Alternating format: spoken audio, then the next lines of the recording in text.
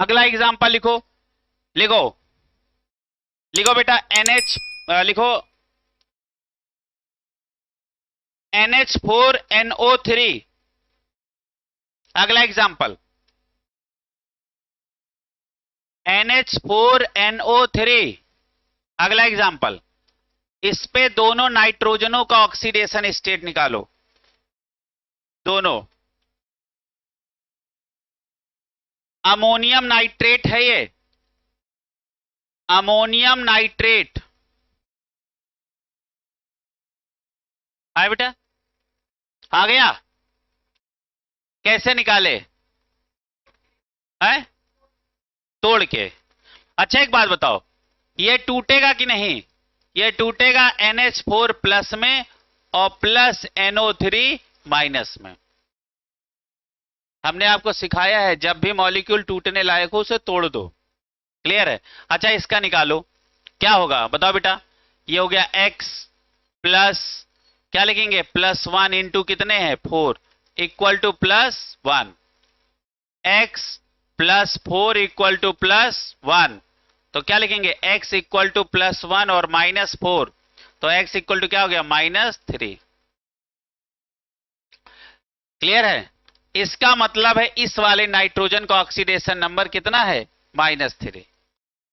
इसका निकालो, x plus -2 into 3 equal to -1, x equal to -6, क्या लिखेंगे, x equal to x -6 equal to -1, x equal to क्या हो जाएगा -1 प्लस 6, x इक्वल टू क्या हो जाएगा +5।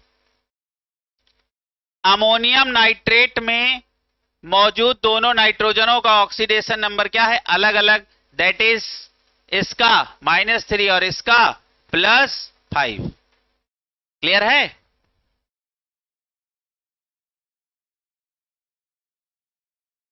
समझ में आ रहा है ना?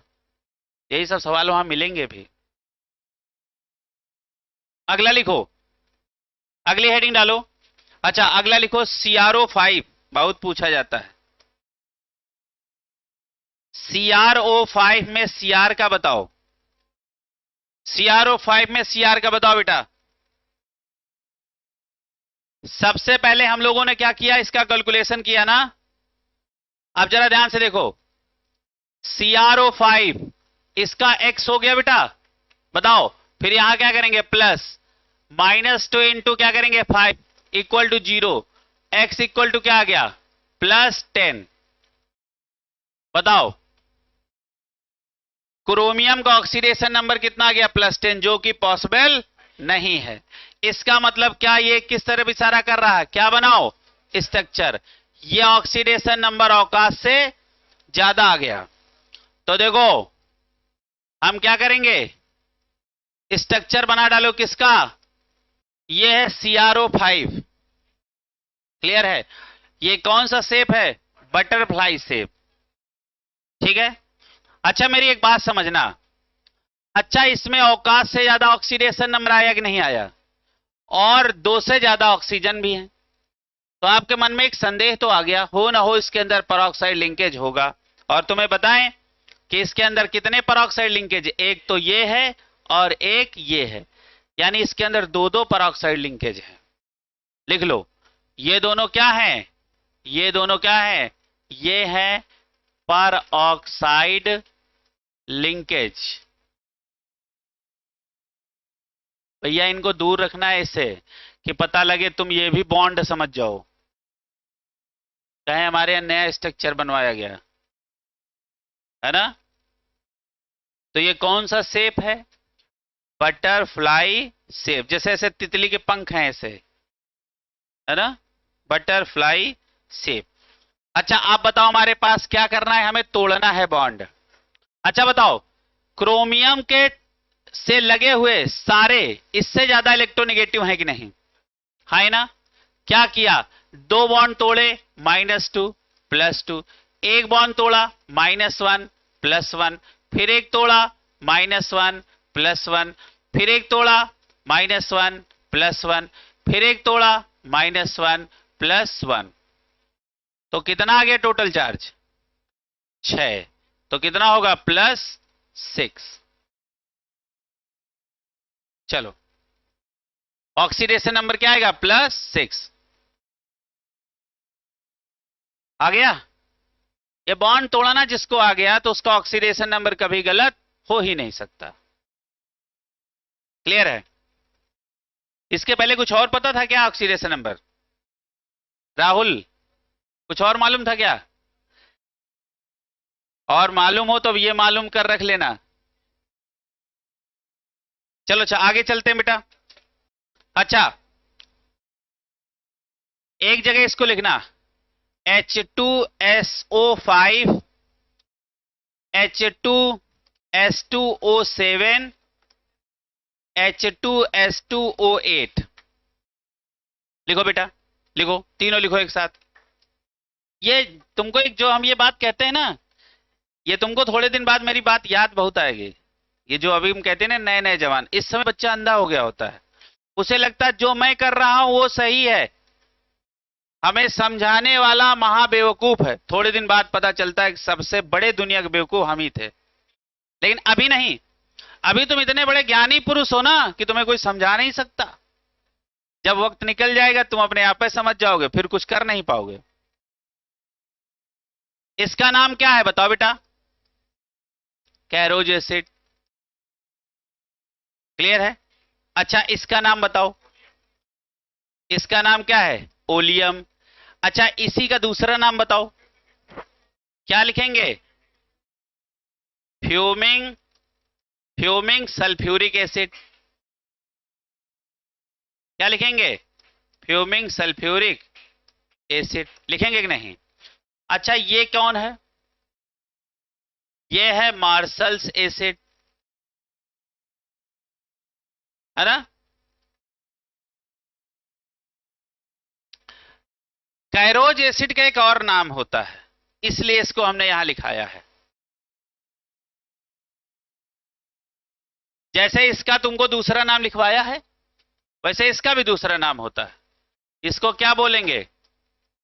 पर ऑक्सी मोनो सल्फ्यूरिक एसिड। इसका नाम क्या लिखेंगे? पर ऑक्सी डाई सल्फ्यूरिक एसिड।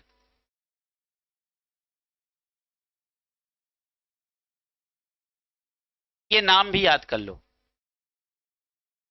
इनका आपको काम पड़ेगा इनऑर्गेनिक में। तो पहले से याद रखोगे तो वहां तुम्हारा रिवीजन हो जाएगा जब अगली बार मिलेगा। ये आगे चला जाए, अगली हेडिंग डालो बेटा, लिखो मिक्स्ड ऑक्साइड। लिखो mixed oxide, oxidation number of mixed oxide. Oxidation number in mixed oxide,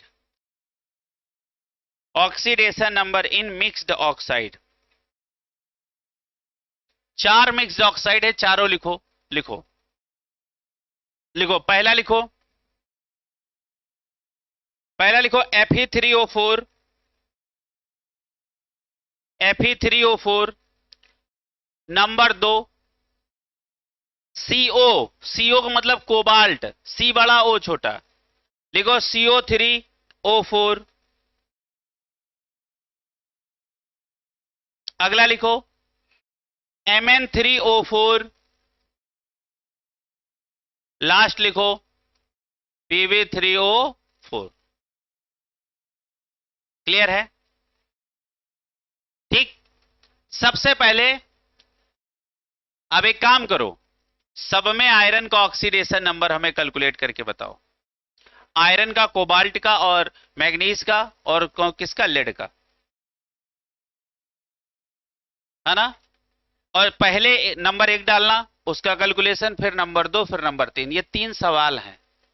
पहले नंबर 1 लिखो, Pb3O सॉरी Fe3O4 में आयरन का ऑक्सीडेशन नंबर निकालो।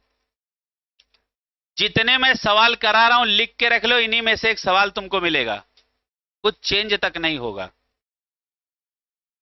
जितने हम सवाल करवा रहे हैं इन्हीं में से सवाल मिलेगा तुमको एग्जाम में। शाम को तुम्हें बुकलेट मिलेगी। अच्छा, शाम वाली क्लास में कितने लोग थे कल वाली क्लास में?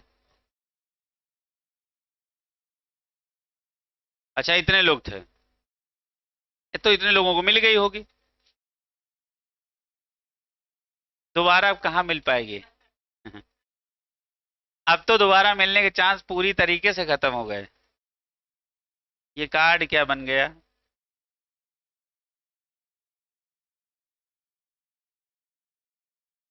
हाँ, तो सबसे पहला एग्जांपल हमने क्या डाला?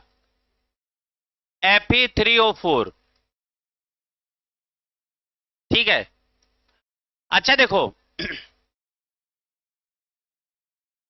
हमने सबसे पहले अपना देसी वाला जुगाड़ लगाया।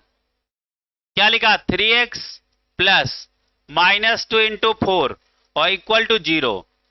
3x -8 इक्वल टू 0 है ना बेटा? 3x equal to +8, x equal to क्या आ गया? +8/3।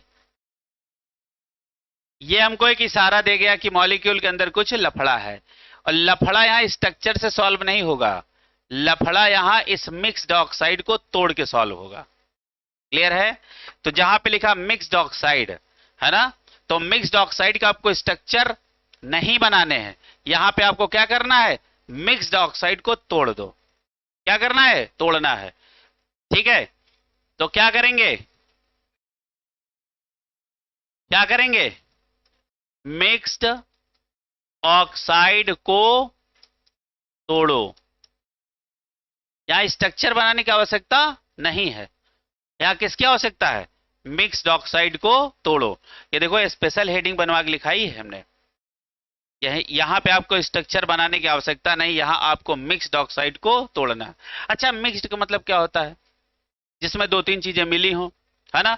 ये दो तीन चीजों को तोड़ के फिर से अलग कर दो तो फिर प्योर फॉर्म में आ गया। आ गया कि नहीं आ गया? बस वही काम करना है। तो देखो सब लोग इसको तोड़ो। Fe3O4 जब टूटेगा तो टूटता है FeO और प्लस Fe2O3। देखो, Fe और Fe 3 हो गए और ऑक्सीजन 4 हो गया। अब निकाल लो, अब आ जाएगा आपका रियल ऑक्सीडेशन स्टेट। निकाल लो सारे बच्चे।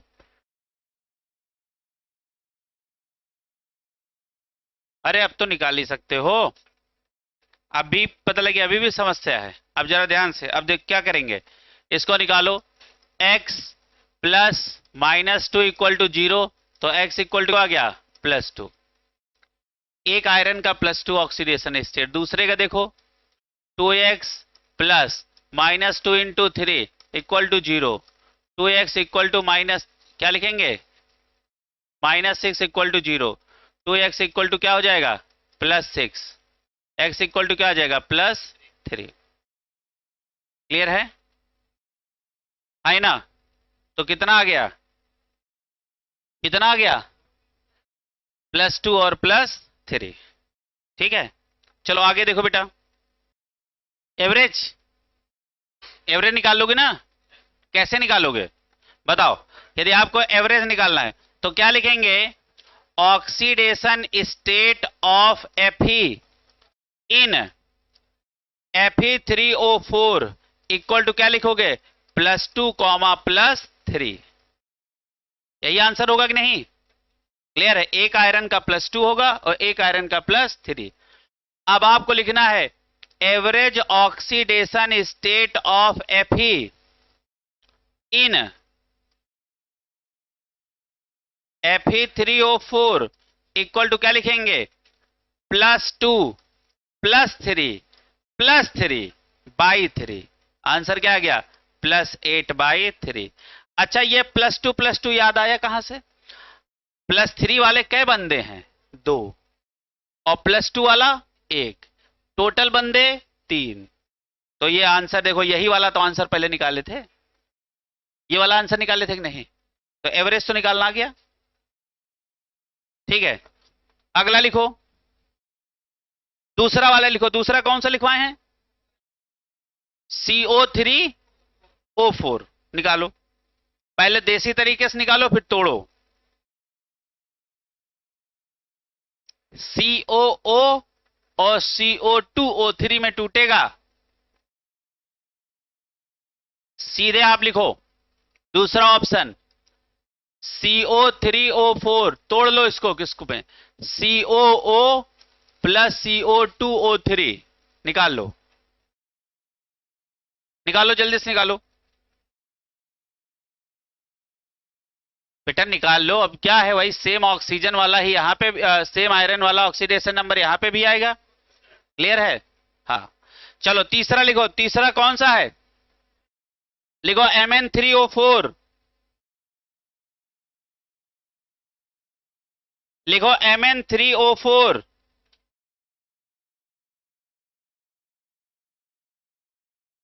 Mn3O4। हाँ Mn3O4 में थोड़ा सा लफड़ा है। हाँ तो क्या लिखोगे, लिखो पहला तोड़ो तुम MnO और प्लस Mn2O3, लिखो सारे लोग लिखो।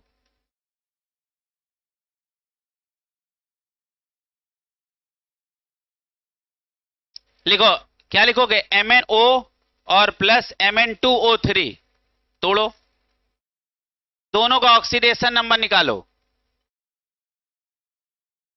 क्लियर है? नहीं निकाले, कैसे तोड़े इसको, Mn3O4। क्लियर है? कैसे तोड़ेंगे, MnO और प्लस Mn3O, नहीं Mn2O3, इसी में तो तोड़ा बेटा।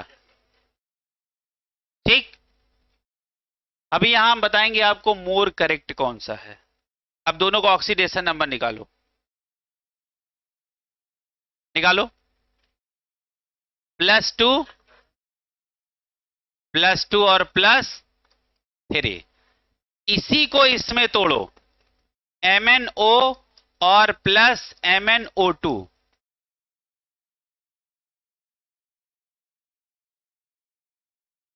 क्लियर है?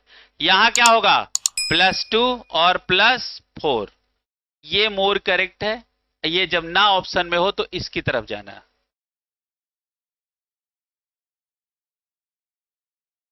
है कहां है Mn3,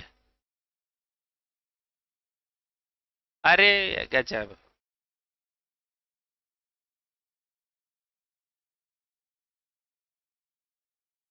तो इसकी तरफ ज्यादा ध्यान रखना, इसकी तरफ, जब ये ना हो तो इसकी बात करना, अन्यथा इसी की बात करना। क्लियर है? आगे बढ़ो, लास्ट कौन सा है, Pb3O4, ये तो सीधे टूटेगा, Pb और प्लस PbO2, लिख लो बेटा। चौथा कौन सा है, Pb3O4, किसमें टूटेगा, PbO और प्लस PbO2, इसका ऑक्सीडेशन नंबर +2 और इसका बेटा +4, खत्म, आपके सारे मिक्स्ड ऑक्साइड खत्म। और सारे बच्चे बहुत ध्यान से देखो, ये देखो सब लिखे हैं, Mn3O4, Pb3O4, Fe3O4, समझ में आ रहा? ठीक है भैया, अगली हेड, अगला लिखो बेटा। अच्छा एक बार सारे एग्जाम्पल देख डालो, एक बार सारे एग्जाम्पल देख लो।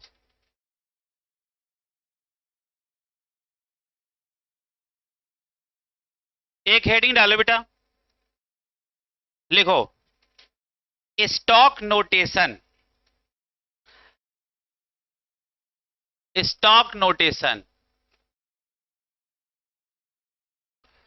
हेडिंग डालो स्टॉक नोटेशन। अच्छा अब ऑक्सीडेशन नंबरों का कैलकुलेशन तो अब सीख गए ना, इससे ज्यादा किसी का कैलकुलेशन नहीं होगा। क्लियर है? सब टाइप के सवाल लगाने की हमने कोशिश की है कि आपको हर टाइप का सवाल मिले। अब अगली हेडिंग डालो स्टॉक नोटेशन, लिखो स्टॉक नोटेशन में लिखो, जानते हो स्टॉक नोटेशन क्या होता है, किसी एलिमेंट का ऑक्सीडेशन नंबर रोमन अंक में लिख देना, उसी के सामने ब्रैकेट में इस रिप्रेजेंटेशन का ही नाम क्या है? Stock notation. क्लियर है? क्या हमने बोला? किसी भी एटम का ऑक्सीडेशन नंबर उसी के बगल में लिख देना, किसके? रोमन अंक में, और किसमें? ब्रैकेट में। इस रिप्रेजेंटेशन का नाम ही है स्टॉक नोटेशन। लिखो लिखो, presentation of oxidation number of metal, presentation of oxidation number,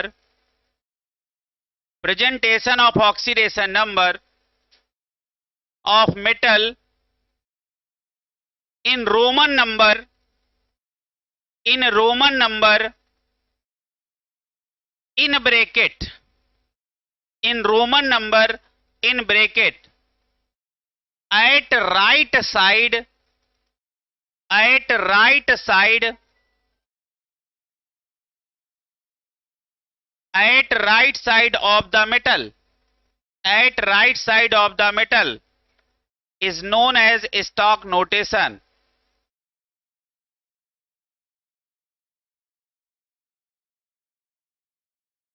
Is known as stock notation, है ना? अब देखो ये क्या है स्टॉक नोटेशन। जैसे देखो ये क्या लिखा है? CuO, है ना? अच्छा बताओ, अब यहां पे लिखना स्टॉक नोटेशन। क्लियर है? अच्छा बताओ, आयरन, यहां पे कॉपर का ऑक्सीडेशन नंबर क्या होगा? +2 होगा। अब इसको स्टॉक नोटेशन में कैसा लिखा जाएगा? Cu, और रोमन अंक में इसका ऑक्सीडेशन नंबर राइट साइड में, और यहां O। ये है स्टॉक नोटेशन का रिप्रेजेंटेशन। क्लियर है? ऐसा लग रहा है बहुत भौकाली है, बाद में पप्पू है निकला, नहीं समझ रहे हो? हाँ लल्लू। Fe2O3, बताओ यहां आयरन का ऑक्सीडेशन नंबर +3 है कि नहीं? है ना? तो यहां क्या लिखोगे? Fe2, और इसका ऑक्सीडेशन नंबर क्या है? 3, तो ऐसे 3 कर दो, और O3। रोमन अंक में राइट साइड में लिखना है। ये रिप्रेजेंटेशन कौन सा है? Stock notation. अब बाकी अपने मन से लिख लेना। अरे 2 लिखा दिया, समझ गए ना? अगली हेडिंग डालो बेटा, लिखो अगली हेडिंग डालो। अगली हेडिंग का नाम है, लिखो oxidising and reducing agent.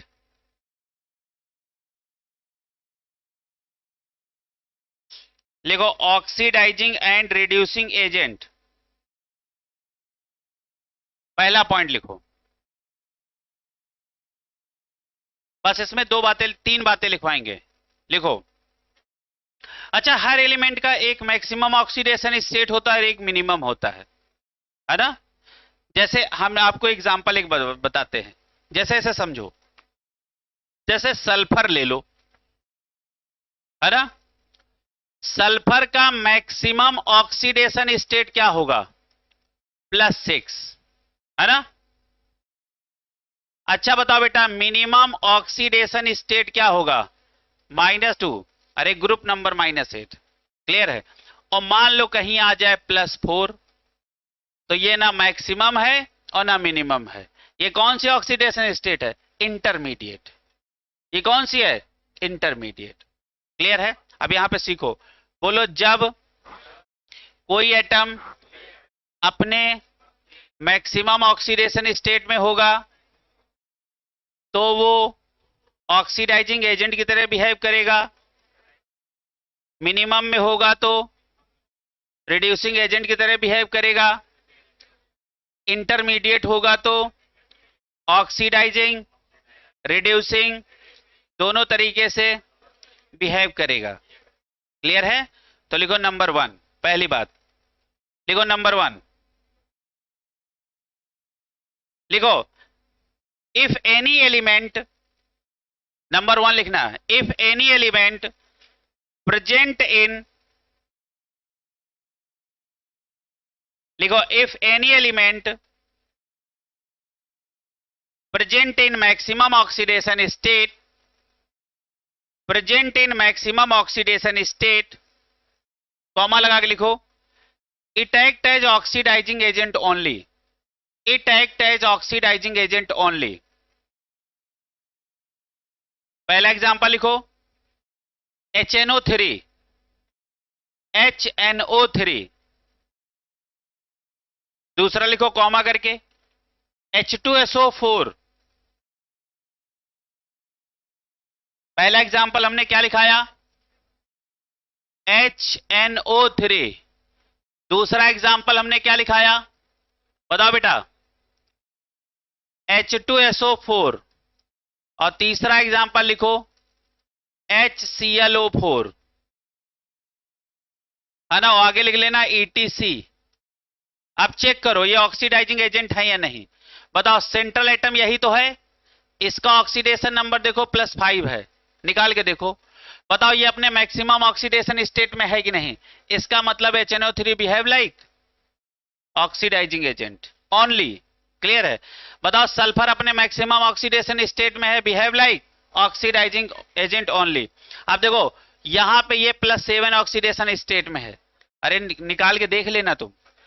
Clear है. Behave like oxidising agent only. Clear है. दूसरा पॉइंट लिखो if any element present in minimum oxidation state, it act as reducing agent only. reducing agent only. इसका एग्जांपल लिखो जैसे HCl. बताओ Cl का oxidation number -1 है. बताओ Cl का मिनिमम ऑक्सीडेशन स्टेट -1 होता भी है ना, तो इसका मतलब behave like reducing agent only. Clear. दूसरा बताओ बेटा जैसे लिख लो H2S. बताओ यहां सल्फर का ऑक्सीडेशन स्टेट क्या है -2 और सल्फर का होता भी है मिनिमम -2, इसलिए behave like reducing agent only. ठीक है, ओनली लगाना बहुत जरूरी है. रिड्यूसिंग के अलावा ये किसी और की तरह बिहेव नहीं करेगा. तीसरी बात लिखो तीसरी बात if any element present in intermediate oxidation state, comma करके लिखना it act as both oxidizing agent as well as reducing agent. Clear है. इसका एग्जांपल लिखो जैसे H2O2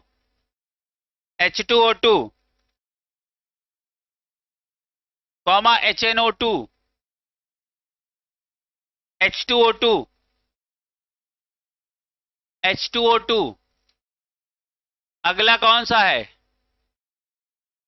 HNO2 और तीसरा आप बना लो SO2. अब हम चेक करा रहे हैं. अच्छा ये कौन सा है हाइड्रोजन परऑक्साइड है ना. अच्छा बताओ यहां ऑक्सीजन को यदि ऑक्सीडेशन नंबर निकालना हो तो क्या होगा -1. अच्छा एक काम करो निकाल के देखो सारे लोग निकाल के देखो बेटा. H2O2 में ऑक्सीजन का ऑक्सीडेशन नंबर ये क्या हो गया 2x प्लस एक हाइड्रोजन क्या होगा +1 कितने हैं 2, यही तो होगा =0 होगा कि नहीं होगा. तो +2 + 2x = 0. तो ये क्या हो जाएगा 2x = -2 x = क्या हो जाएगा -2/2. आंसर आ गया -1. निकल गया आया. अब बताओ ऑक्सीजन का मिनिमम होता है -2 और ये क्या है -1 और मैक्सिमम होता है +2. तो बताओ मैक्सिमम और मिनिमम के बीच में है. Behave like both oxidising as well as reducing agent. Clear है. नाइट्रोजन इसका नाम क्या है इसका नाम, वेरी गुड, बहुत बढ़िया, लाजवाब। ये लिखा होता तो समझ गए होते। इसका नाम होता नाइट्रिक एसिड, इसका नाम होता नाइट्रस एसिड। लिख लो, nitrous acid, nitrous acid. Clear है? अच्छा, इसका ऑक्सीडेशन नंबर बताओ कितना होगा? +3। नाइट्रोजन का मैक्सिमम कितना होगा? +5। और मिनिमम कितना होगा? -3। तो क्या +3 मैक्सिमम और मिनिमम के बीच में है? तो behave like both oxidising as well as reducing agent. Clear है? अच्छा, इसका ऑक्सीडेशन नंबर कितना आएगा? +4 आएगा। ये तुम एक्स रख के सब निकाल निकाल निकाल के हम बता रहे हैं। क्लियर है? तो SO2 behave like both oxidising as well as reducing agent. Clear है? आगे बढ़ा जाए। लिखो, सवाल लिखो,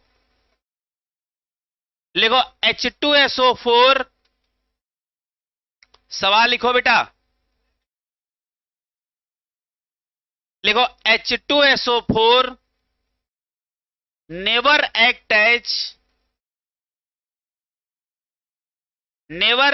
एज डैश लगा के छोड़ दो, क्वेश्चन खत्म। ऑप्शन नंबर 1, हाँ option number 1 oxidising agent. Option number 2 dehydrating agent. Option number 2 dehydrating agent. Option number 3 pickling agent. लिखो, pickling agent, PICKLING, pickling agent. Option number 4 reducing agent. तो कौन होगा सही? Reducing agent. अच्छा, ये पिकलिंग एजेंट क्या होता है भाई? जानना भी तो जरूरी है ना? ऑक्सीडाइजिंग एजेंट तो समझ आ गया, ये पिकलिंग एजेंट क्या है? तो पिकलिंग एजेंट के आगे लिखो, एरो लगा के लिखो, इसको समझ लो ये क्या है। लिखो, जैसे मान लो तुम किसी कोई मेटल की सरफेस है ना, और उस मेटल की सरफेस के ऊपर मान लो तुम कोई लेयर चढ़ाने जा रहे हो दूसरी मेटल की। तो सबसे पहले उस मेटल की सरफेस को आप क्या करोगे? साफ करोगे। तो पिकलिंग एजेंट का मतलब सफाइंग एजेंट। क्लियर है? जैसे नहीं समझते हो तुम, जैसे नहाते हो ना, तो साबुन तुम्हारा क्या काम करता है? Pickling agent. क्लियर है? तो लिखो, पिकलिंग एजेंट क्या है? लिखो, cleaning of metal, cleaning of metal surface before electroplating. Pickling agent का मतलब क्या है? क्या लिखा है हमने? Cleaning of metal surface before electroplating. तो कहने का मतलब है कि जो रिएजेंट से साफ किया जाएगा वो पिकलिंग एजेंट है ना? और जो सरफेस साफ की गई ये पिकलिंग प्रोसेस है। नहीं समझे? क्लियर है? मतलब जो सरफेस साफ की गई ये कौन सा प्रोसेस है? पिकलिंग। और जिस सरफेस को साफ करने के लिए जो आपने इस्तेमाल किया वो पिकलिंग एजेंट। समझ में आ गया? अच्छा, डिहाइड्रेटिंग एजेंट का मतलब क्या है? पानी निकालने वाला एजेंट। क्लियर है? हाँ, तो इस कहानी समझ में आ गया। अगला लिखो, दूसरा सवाल लिखो, HNO2 act as option number 1 oxidising agent. Option number 2 reducing agent. Option number 3 complexing agent. Complexing agent. Option number 4 all. तो इसमें कौन होगा? ऑल। लिखो, all. Complex formation tendency HNO2 बहुत ज्यादा होती है, ये नई बात सीखो। क्लियर है? अगला लिखो, तीसरा क्वेश्चन। तीसरा क्वेश्चन लिखो, लिखो H2O2 act as option number 1 oxidising agent, option number 2 reducing agent, option number 3 bleaching agent, option number 4 all. All, ठीक है। अब अगली एक सुंदर सी हेडिंग डाली जाए, लिखो, लिखो type of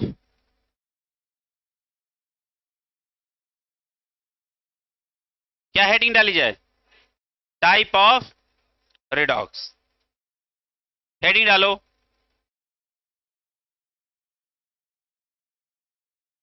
type of redox reaction. ठीक है, हम आपको 3 टाइप की रिएक्शनें पढ़ाएंगे, क्लियर है? एक इंटरमॉलिक्यूलर रिडॉक्स, एक इंट्रामॉलिक्यूलर रिडॉक्स और एक डिस्प्रपोर्शनेशन रिएक्शन। क्या हम पढ़ाएंगे? इंटरमॉलिक्यूलर रिडॉक्स, इंट्रामॉलिक्यूलर रिडॉक्स और डिस्प्रपोर्शनेशन रिएक्शन। ठीक है, तो पहली हेडिंग डालो, लिखो इंटरमॉलिक्यूलर रिडॉक्स। लिखो इंटरमॉलिक्यूलर रिडॉक्स।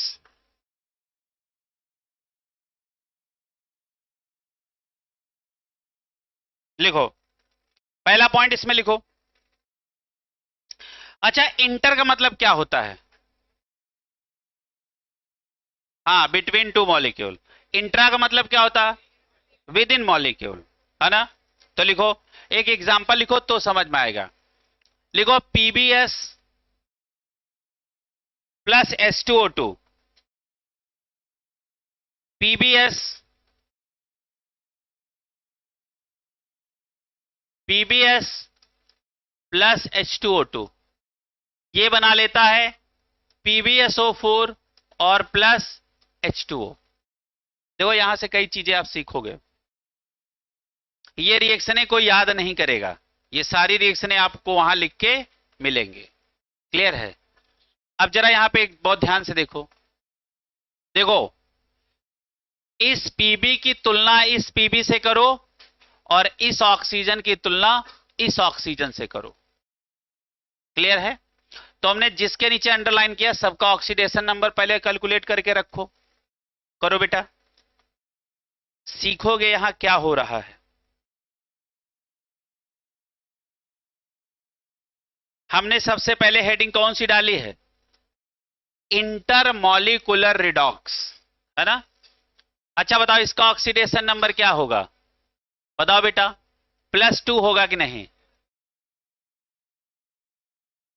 होगा कि नहीं होगा? क्लियर है? अच्छा, कैसे होगा?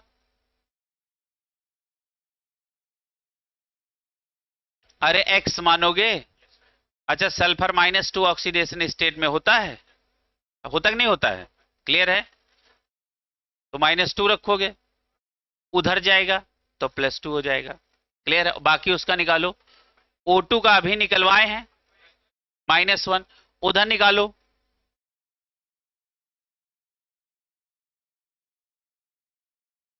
अच्छा,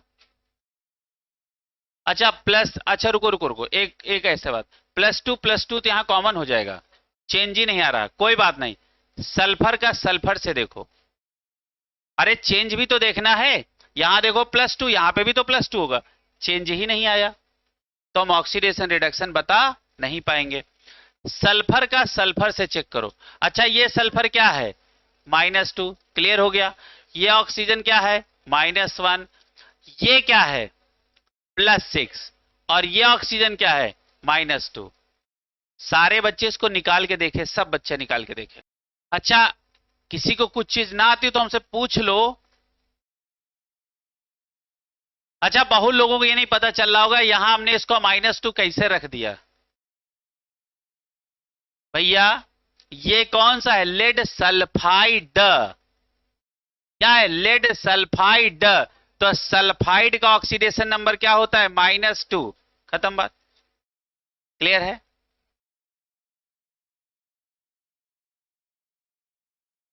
अब जरा ध्यान से देखो, अब सुनो, देखो -2 से कहां चले गए, +2। अच्छा बताओ, -2 से +6 गए, घटे कि बढ़े, बढ़े, है ना। तो बढ़ने का नाम क्या होता है, ऑक्सीडेशन। क्लियर है। -1 से -2 चले गए, घटे, और घटने का नाम क्या है, रिडक्शन। और सारे बच्चे जरा ध्यान दें, हमने बोला था रिडक्शन में माइनस का चार्ज बढ़ेगा, माइनस का चार्ज बढ़ेगा। यहां -1 था और यहां -2 हो गया, चार्ज बढ़ा है बट ऑक्सीडेशन नंबर घटा है।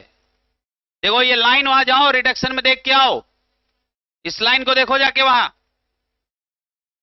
रिडक्शन में माइनस का चार्ज तो बढ़ेगा बट ऑक्सीडेशन नंबर घटेगा। देखो ये दोनों बातें मैंने लिखवाई हैं, एकदम क्रिस्टल क्लियर है बेटा। ये जाओ वहां देख के आओ, तब तुम्हें समझ में आएगा। क्लियर है। अच्छा एक बात बताओ, बोलो इंटरमॉलिक्यूलर रिडॉक्स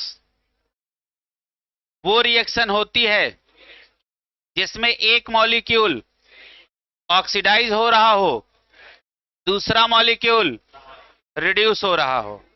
ऐसी रिडॉक्स का नाम इंटरमॉलिक्यूलर रिडॉक्स है। क्लियर है। बताओ, एक ये वाला मॉलिक्यूल क्या हो रहा, ऑक्सीडाइज, ये वाला मॉलिक्यूल क्या हो रहा, रिड्यूस। क्लियर हुआ। इसका नाम क्या होगा, इंटरमॉलिक्यूलर रिडॉक्स। क्लियर है। अगला लिखो,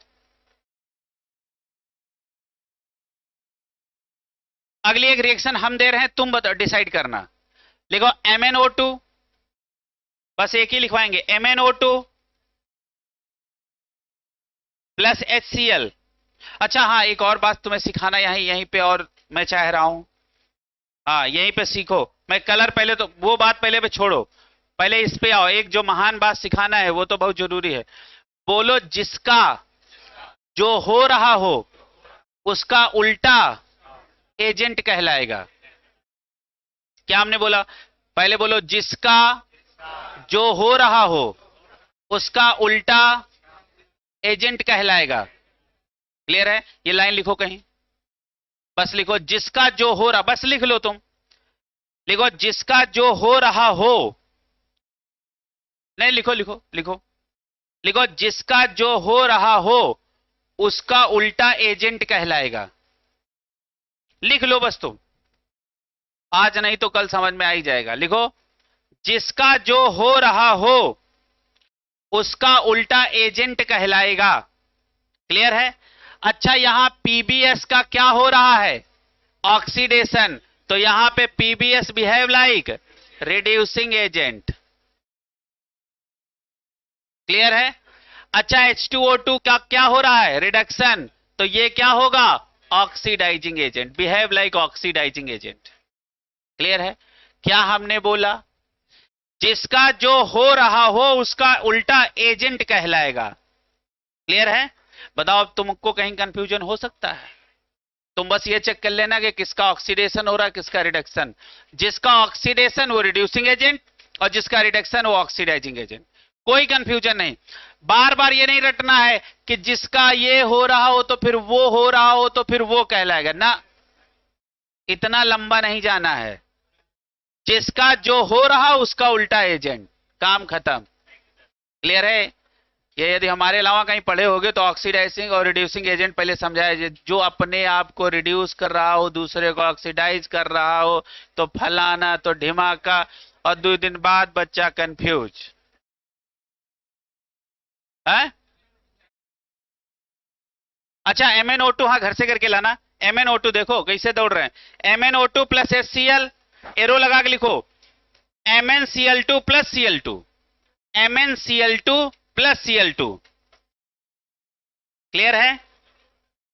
MnO2 ये लिखवाया,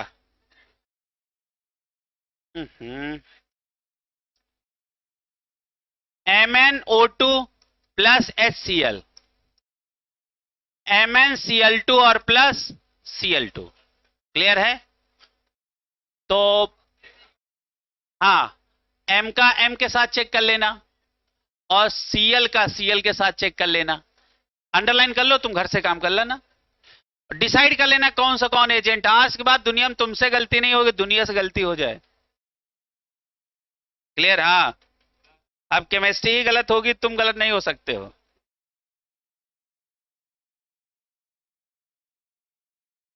सीधे रास्ते सबके हैं, कठिन नहीं बनाने चाहिए।